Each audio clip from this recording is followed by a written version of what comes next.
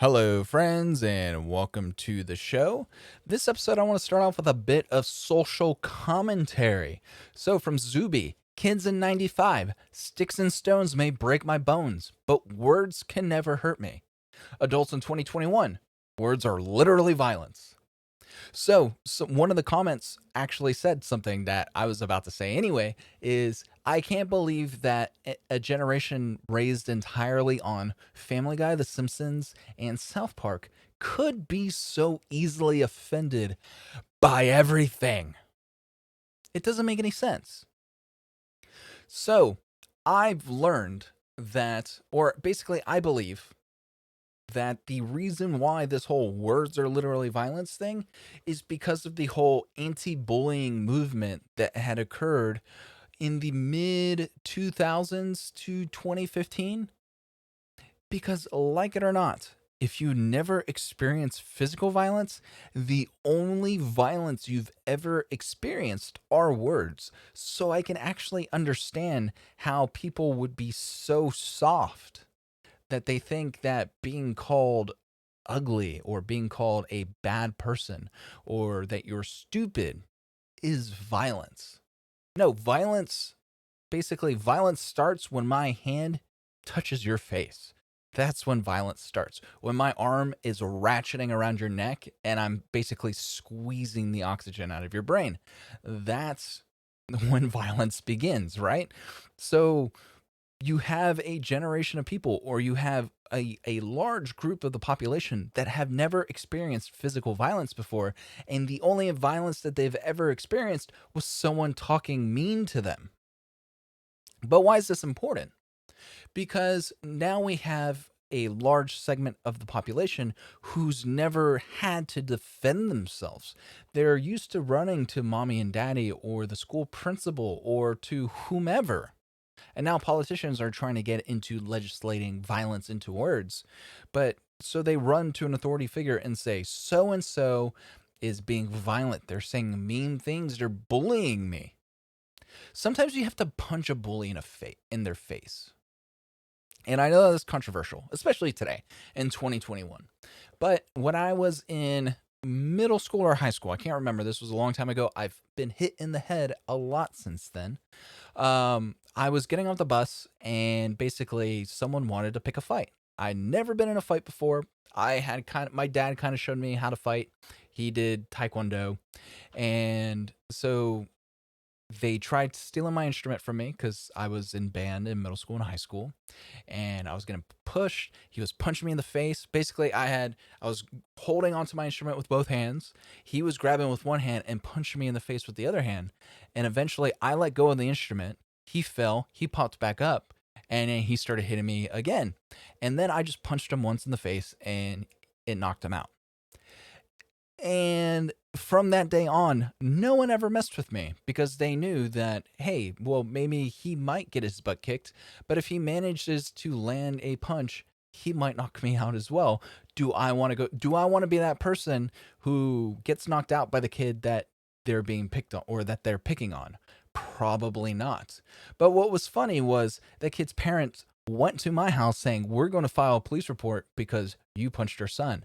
And basically, our family was like, you can go ahead and do that because we already spoke to the bus driver, and the bus driver basically has it all on camera because there's a camera on the bus, and it looks like your son would be going to alternative school if you decide to report it. So maybe you should keep your mouth shut because our son was only defending himself.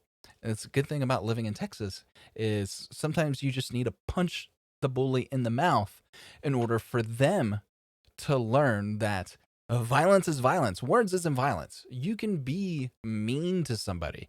And the best thing about words is if I don't like what you have to say, and this seems to be a very unpopular opinion in 2021, if I don't like what you have to say, I don't need to silence you, right? That's not my job. I believe in your right to free speech, but I don't have to listen. It's my freedom not to listen to you.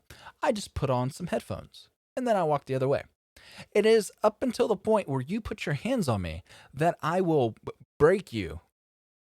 And that's when we go from words are words or words are literally violence to where I will literally get violent if you decide to put your hands on me. there's a big difference. I don't really get upset when people say things. My blood may boil. You might say something that cuts pretty deep and gets me upset, but guess what? I'm not going to start a fight over somebody's words. But if you touch me, I will literally rip you apart because violence is violence. Words isn't violence. I can deal with people saying the means, right? But I won't tolerate being actually touched. And that's the big difference. People need to learn in 2021.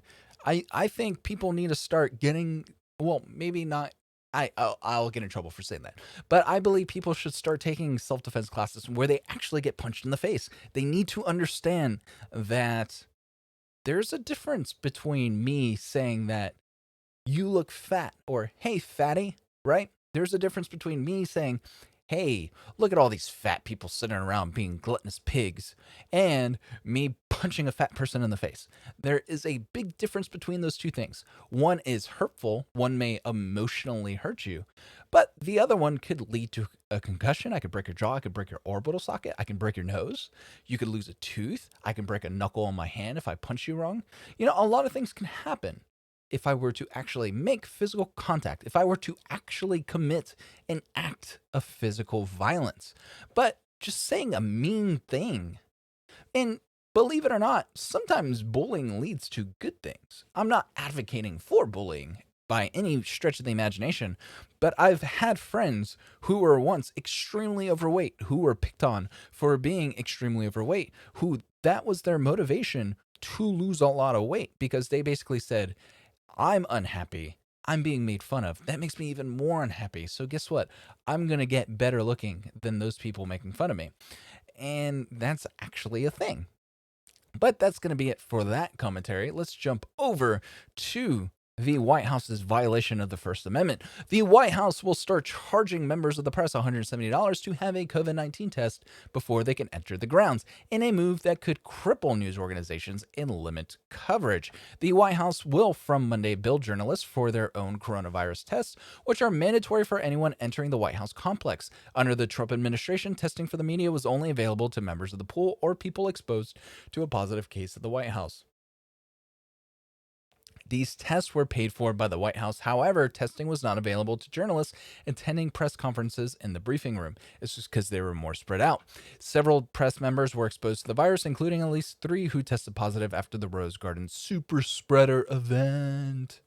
When Joe Biden took office, his administration introduced mandatory COVID-19 testing for all journalists before they can enter the White House campus. Press members must also wear surgical face masks and social distance. The Biden administration will continue to cover the testing costs for the pool. The White House Correspondents Association warned it is financially impractical for the news industry to pay for the testing.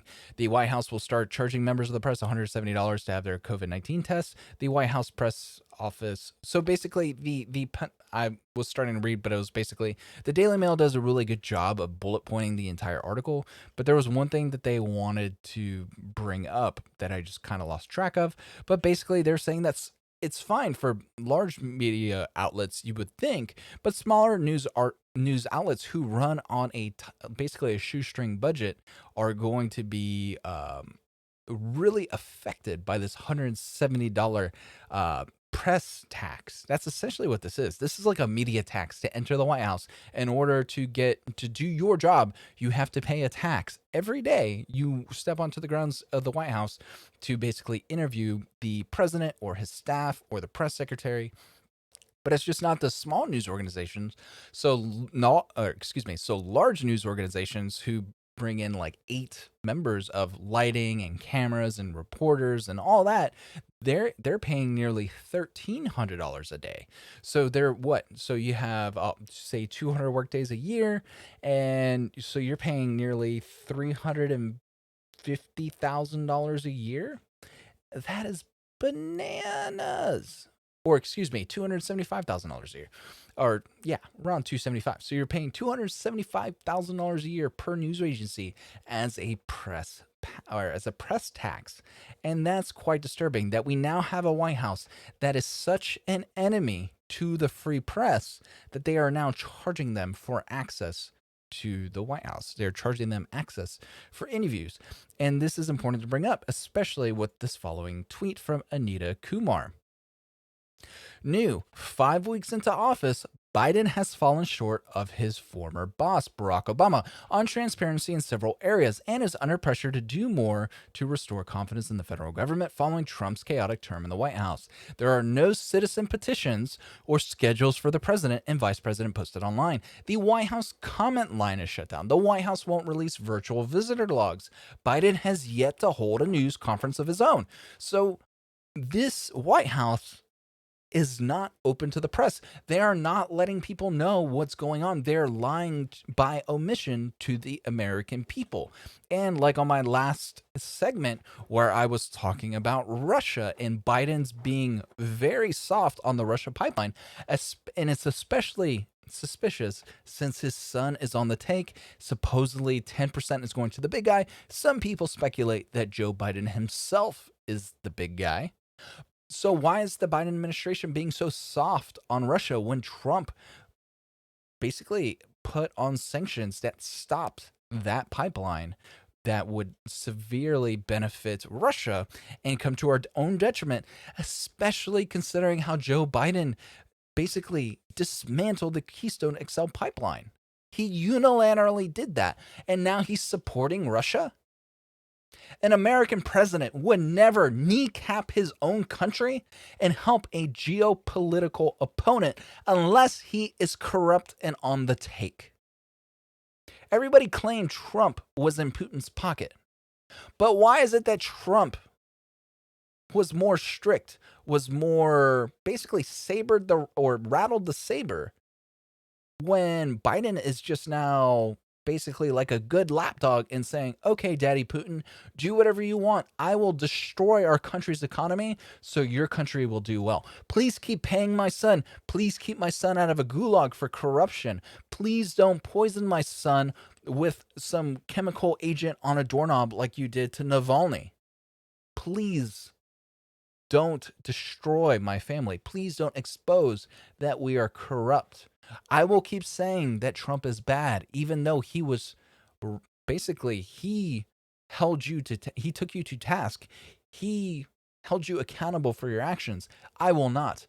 I will see to it that America is no longer a geopolitical competitor when it comes to oil. And what does that say to you? Does that scream, I am doing this to help America, or I am doing this to help my family?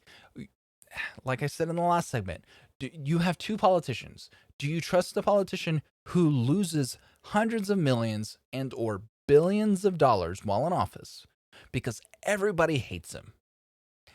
And guess what? He still does his best to do the right thing. Or do you trust the politician who came in with a negative net worth and is now worth tens to hundreds of millions of dollars in the past 4 to 8 years? Who would you trust? The person making hundreds of millions of dollars in politics? Especially when they have their son making questionable business dealings around the world? Or would you trust the politician who loses hundreds of millions of dollars because everybody hates his guts and everybody is going to hold everything he does to the highest standard? Because if anything sniffs of corruption, there's going to be 25/8 press coverage about it because Orange Man is bad, Joe Biden is all that is good. Like I said, I'm going to trust the guy who loses money while in office as opposed to the guy who makes mind-boggling amounts of money from what he had before. So that's going to be it for now, folks. I'll be posting a video later today. So once you smash that like button, subscribe to the channel, and go to notsuchydiet.com. Until then, see y'all later. Have a good one. Bye.